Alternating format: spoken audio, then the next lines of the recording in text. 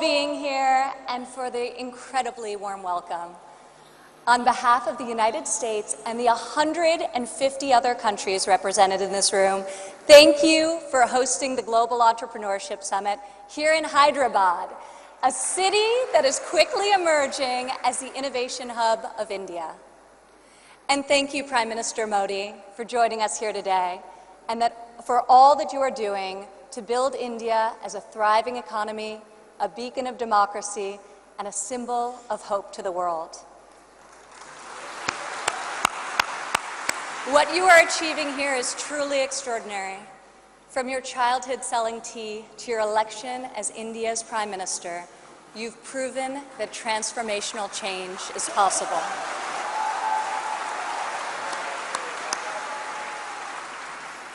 And now you are bringing that promise to hundreds of millions of people across your country. Thank you. To the people of India, I want to congratulate you as you celebrate the 70th anniversary of your independence. You are celebrating it as the world's largest democracies and one of the fastest growing economies on earth.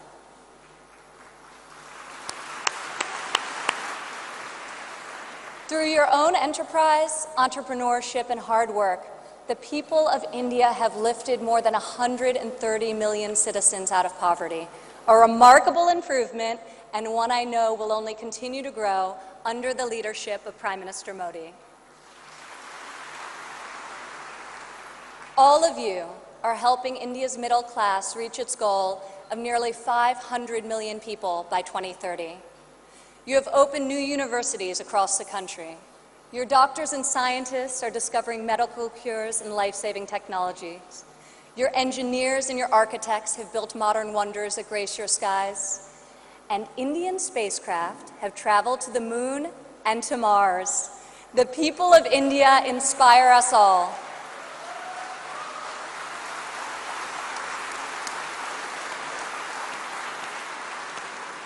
This is the first time India has hosted the Global Entrepreneurship Summit.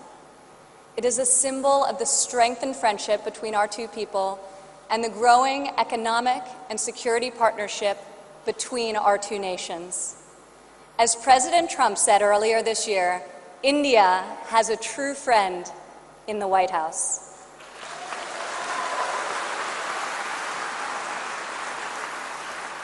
I would like to thank the State Department for co-hosting this incredible gathering. I would also like to thank Governor Narasimhan and all elected Indian officials who are here with us tonight for welcoming us to your beautiful country. Thank you. It's incredible to be in this ancient city brimming with transformative technology. Now, your tech centers may even outshine your world-famous biryani. Maybe. CEOs like Microsoft's Satya Nadella went to school right here in Hyderabad.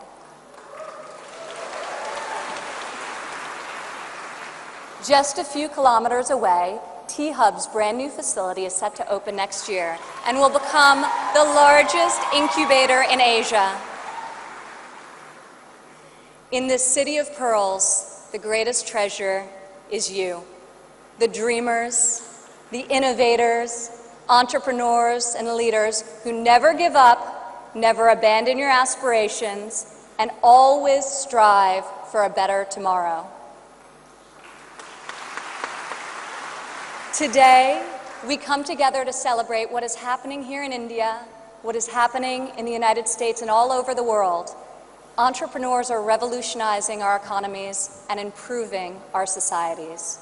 You are rewriting the rules. You have the inspiration and drive to serve our communities through the projects you start and the businesses you build. You have the grit, the perseverance, and the will to succeed. Each of you started with an idea. You've worked long days and nights to code the next robot, create the next app, find the next cure, and discover the next breakthrough to improve the lives of millions of people. Some may have tried to convince you that the risks are too great, the rewards too small. But you are here today because you are not afraid to fail. You want to own your future. So I want to congratulate you on all that you have already accomplished.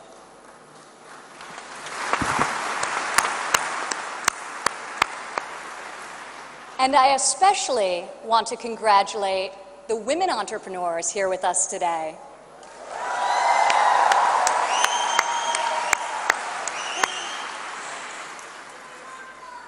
Thank you. This year's summit is focused on a theme that is key to our future: women first, prosperity for all. I'm proud to say that for the first time ever, women make up the majority of the 1,500 entrepreneurs selected to attend this summit. I see all of you out there. Only when women are empowered to thrive will our families, our economies, and our societies reach their fullest potential. As a former entrepreneur, employer, and executive in a male-dominated industry, I've seen firsthand that all too often, women must do more than their male counterparts to prove themselves at work, while also disproportionately caring for their families at home. After my father's election, I saw an opportunity to leave my businesses for the privilege of serving our country and empowering all Americans to succeed. Our administration is advancing policies that enable women to pursue their careers and care for their families, policies that improve workforce development and skills training, and policies that lift government barriers and fuel entrepreneurship so that Americans can turn their dreams into their incredible legacies. In the last decade, women have made remarkable strides in starting new businesses. Globally, between 2014 and 2016, entrepreneurship activity amongst women has increased by 10%. In the United States, within the last decade, the number of women-owned firms has grown by 45%. Even more promising, minority women have started nearly 8 in 10 new woman-owned businesses.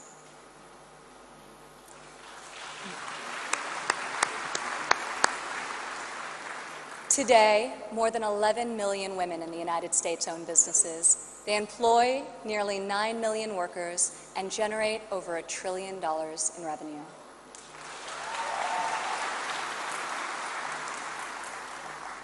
Many women become entrepreneurs and job creators out of necessity. Some weren't given the flexibility they needed at work to care for their families. Others lacked professional sponsors or weren't given a fair shot at a promotion. Instead, women, like the many here today, are charting their own courses and achieving incredible feats. Fueling the growth of women-led businesses isn't simply good for society, it's good for our economy. One study estimates that closing the gender entrepreneurship gap worldwide could grow our global GDP by as much as 2%. The woman in this room can lead the way in closing that gap and ushering in a new era of greater prosperity.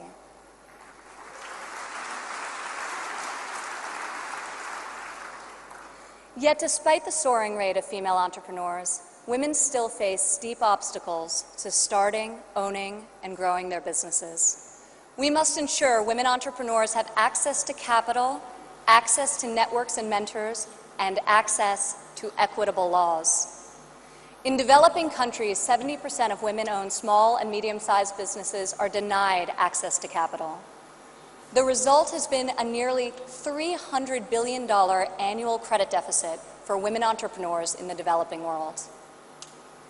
In the United States, a Harvard Business Review report found that investors ask men questions about their potential for gains, whereas they ask women questions about their potential for loss. This could in part explain why women entrepreneurs received less than 3% of venture capital funding in 2016. We are working hard to reverse this trend. The U.S. Small Business Administration, for example, increased lending to women by over $500 million this year alone.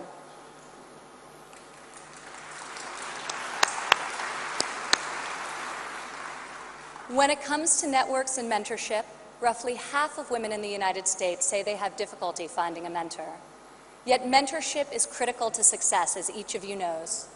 Entrepreneurs need professional guidance to help them start and grow their business. In the United States, we are fostering mentorship through programs such as SCORE, a nationwide initiative where successful men and women coach those who want to become their own CEOs. And when it comes to equitable laws, while many developed and developing countries have made tremendous strides, there is still much work to be done. In some countries, women are not allowed to own property, travel freely, or work without the consent of their husbands. In even more countries, the cultural and family pressure is so great that women do not feel the freedom to work outside of the home. Our administration is striving to promote greater opportunity for women around the world, both through our domestic reforms and our international initiatives. This summer at the G20 conference, the United States was a founding member of a bold new initiative with the World Bank, the Women Entrepreneur Finance Initiative, also known as WEFI.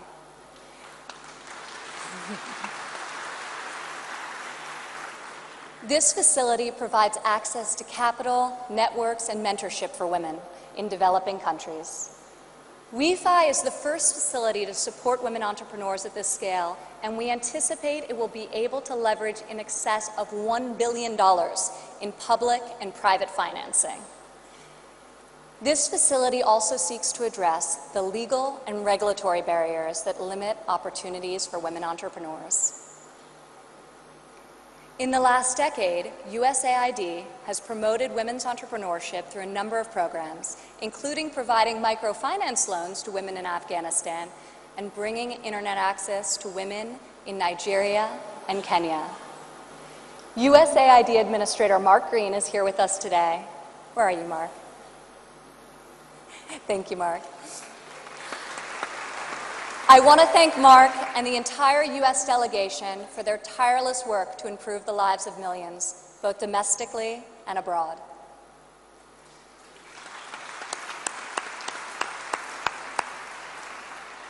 Further, as each and every one of you can attest, this summit is yet another powerful example of a U.S. initiative that connects entrepreneurs around the world with investors who believe in your mission and will champion your success.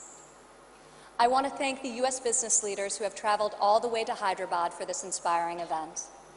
I also want to congratulate the more than 350 American entrepreneurs who were selected to be with us here today to represent America's brightest talent.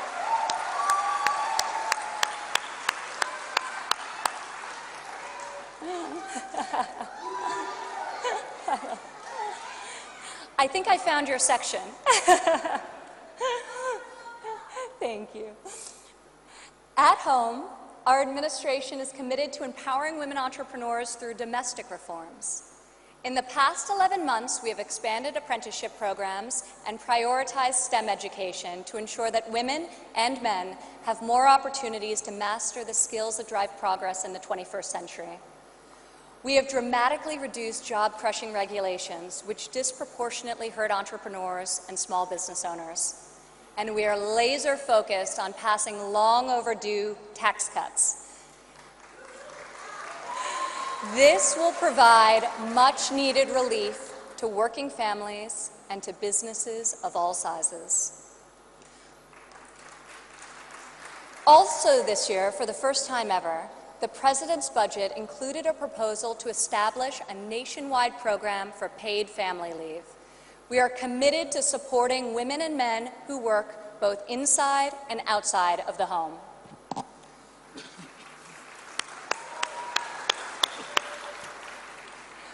When women work, it creates a unique multiplier effect. Women are more likely than men to hire other women, to give them access to capital, mentorship, and networks. Women are also more likely to reinvest their income back into their families and their communities. Here in India, I want to applaud Prime Minister Modi for his firm belief that the progress of humanity is incomplete without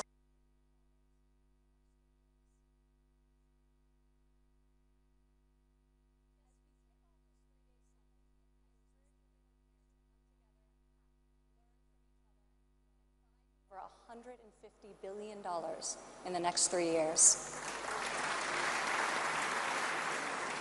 As we kick off this 3-day summit, I encourage everyone here to come together, learn from each other, and find new ways to lift barriers in our society so that women are free to innovate, empowered to succeed, and able to leave our children a brighter future.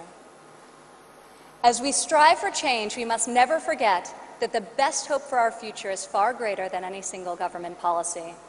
The source of our success is found in the spirit, the drive, and the talent of our people.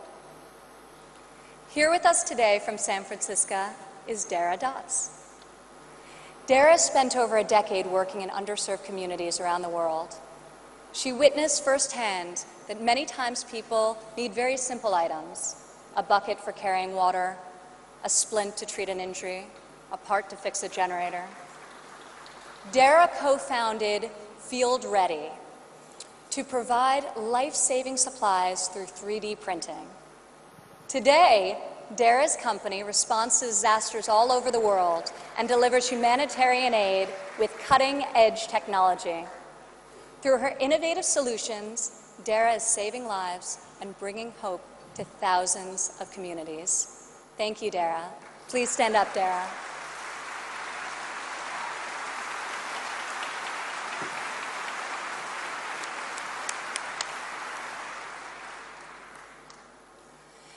Rajlakshmi Bhartakar joins us from Bangalore, India. When her son began having seizures at a young age, she decided to create her own solution to better monitor his health. Stand up.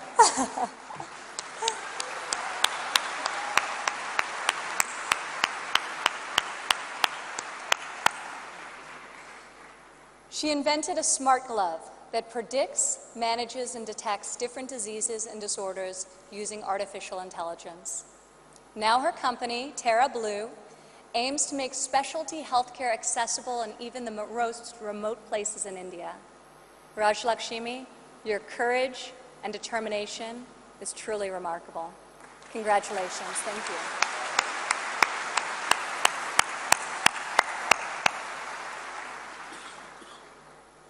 Also here with us today is Rayan Karmalova from Azerbaijan. Rayan, please stand up.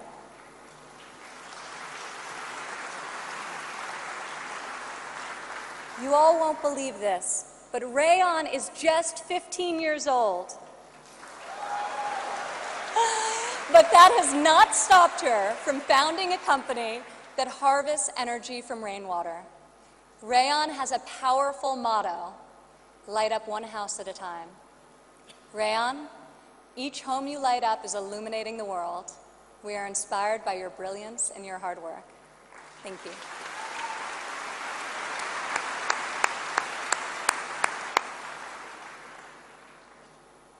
These women represent the vision, the ambition, the grit of every entrepreneur here today.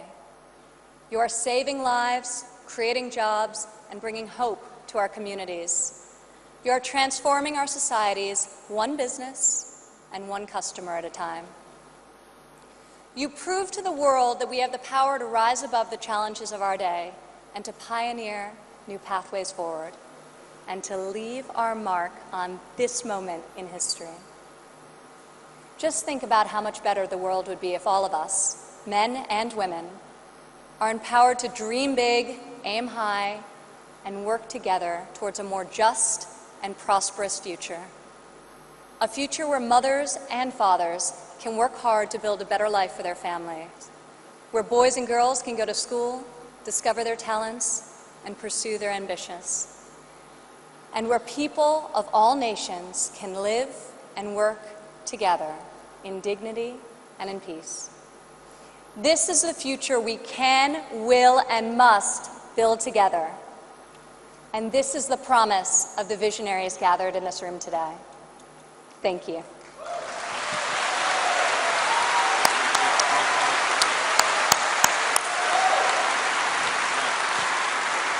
Thank you, Ms. Ivanka Trump.